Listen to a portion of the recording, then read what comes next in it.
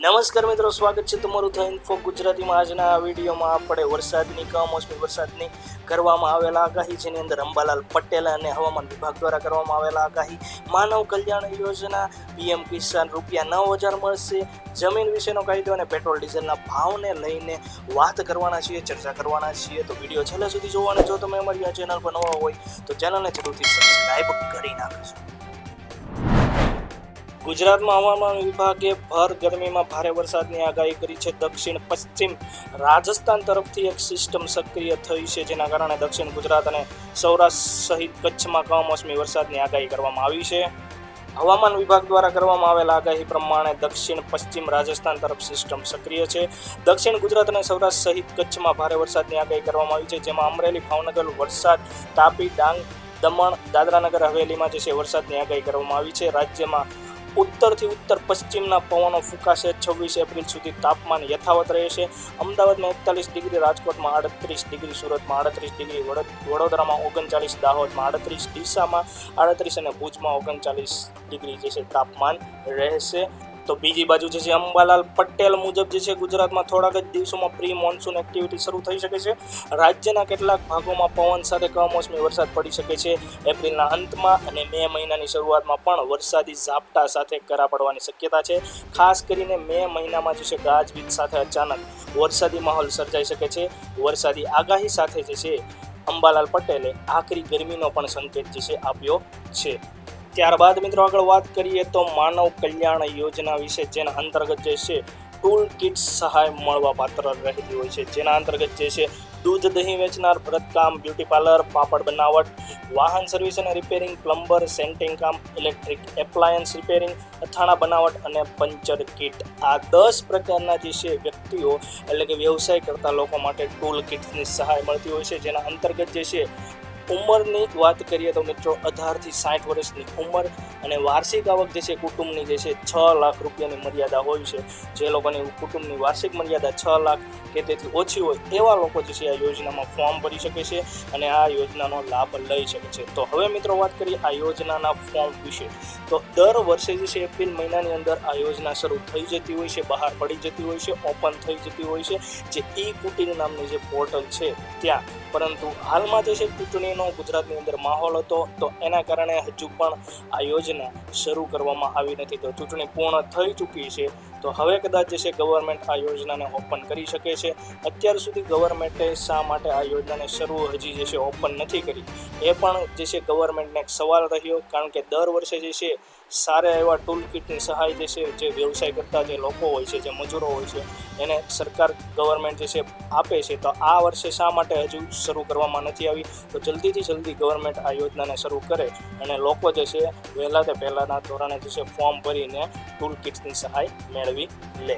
ત્યારબાદ મિત્રો આગળ વાત કરીએ તો પેટ્રોલ ડીઝલના ભાવને લઈને, એટલે કે જે અત્યારે ઈરાન અને અમેરિકા વચ્ચે જે યુદ્ધની પરિસ્થિતિના કારણે જે ક્રૂડ ઓઇલના ભાવ જે વધી રહ્યા હતા, એટલે ક્રૂડ ઓઇલના કારણે જે સંકટ જે બધા દેશોને ભોગવવો પડ્યો છે, તો એના કારણે પેટ્રોલની અછત, ગેસની જે અછત છે, તો એના કારણે હજુ સુધી ભારતની અંદર જે છે પેટ્રોલ ડીઝલના ભાવો વધ્યા નથી। પરંતુ અને આગળના વિડીયોની અંદર આપણે જે છે જણાવ્યું હતું કે જે પેટ્રોલિયમ કંપનીઓ છે, પેટ્રોલિયમ રિફાઇનિંગ કંપનીઓ છે, એ લોકોને જે છે આનો માર સહન કરવો પડી રહ્યો છે।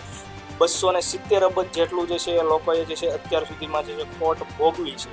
તો હવે ચૂંટણી પૂર્ણ થઈ ચૂકી છે, તો હવે જે છે ગવર્મેન્ટ જે છે એની અંદર ભાવોની અંદર જે છે, એટલે કે પેટ્રોલ અને ડીઝલના ભાવમાં શું વધારો થશે કે નહીં તેની વાત કરીએ તો ઓફિશિયલ એક્સ પોસ્ટ પર જે છે પેટ્રોલિયમ મંત્રાલય દ્વારા જે છે સ્પષ્ટતા કરવામાં આવી છે કે 25થી આપણે જે છે આગળના વિડીયોની અંદર જણાવવામાં આવ્યું હતું કે 25 થી 30 રૂપિયા સુધીનો જે છે વધારો થશે। પરંતુ જે મંત્રાલય છે તેના દ્વારા એવું જણાવવામાં આવ્યું છે, સ્પષ્ટતા કરવામાં આવી છે કે આટલો મોટો જે છે વધારો કરવામાં ક્યારેય પણ આવશે નહીં। તો એ એક ભ્રમ છે, બરાબર છે। પરંતુ ચૂંટણી ગઈ છે અને પેટ્રોલિયમ કંપનીઓને બોજ જે છે એના માથે છે જ તે, તો એના કારણે પેટ્રોલના ભાવમાં તો વધારો થવાનો છે, એ 100% સાચી વાત છે। 25 થી 30 રૂપિયા નહીં તો 5 થી 10 રૂપિયાનો તો વધારો જે છે પ્રતિ લીટર થવાનો જ છે। તો ટૂંક જ સમયની અંદર તમે જોઈ શકશો કે પેટ્રોલ અને ડીઝલના ભાવની અંદર વધારો 100% થશે। તો તમારે અત્યારથી સ્ટોરેજ કરવું હોય પેટ્રોલ અને ડીઝલનું તો તમે કરી શકો છો।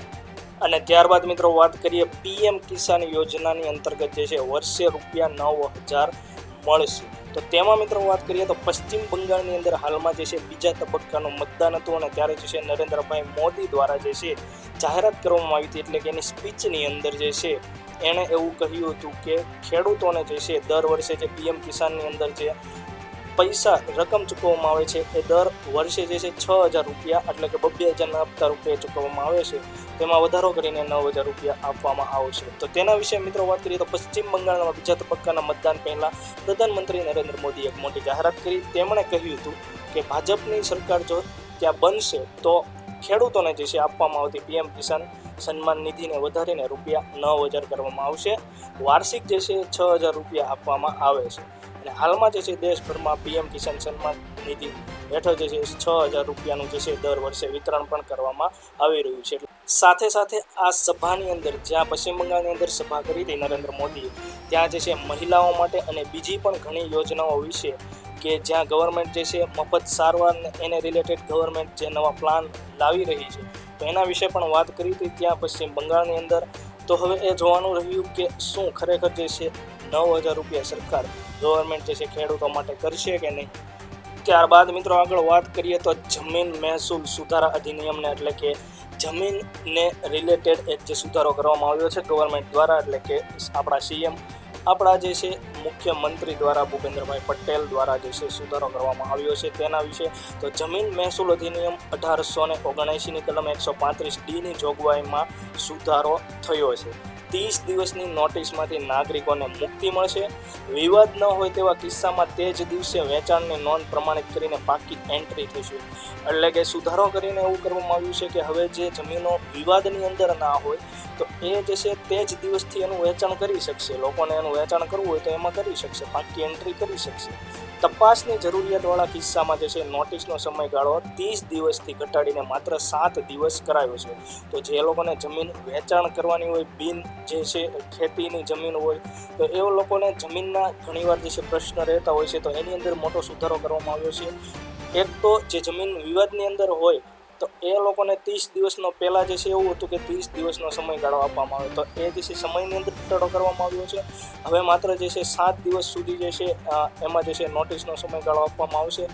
અને બીજું વિવાદની અંદર ના હોય તો એ જ દિવસથી જે છે એ જમીનને જે છે પાકી કરી દેવામાં આવશે, એટલે કે અપ્રૂવ કરી દેવામાં આવશે. મિલકતના સોદામાં બિનજરૂરી વાંધા વચકામાંથી મુક્તિ મળશે. મહેસૂલી પ્રક્રિયાને વધુ પારદર્શક, સમયબદ્ધ અને અસરકારક બનાવતા આ નિર્ણયનો રાજ્યના લાખો નાગરિકોને સીધો લાભ મળશે.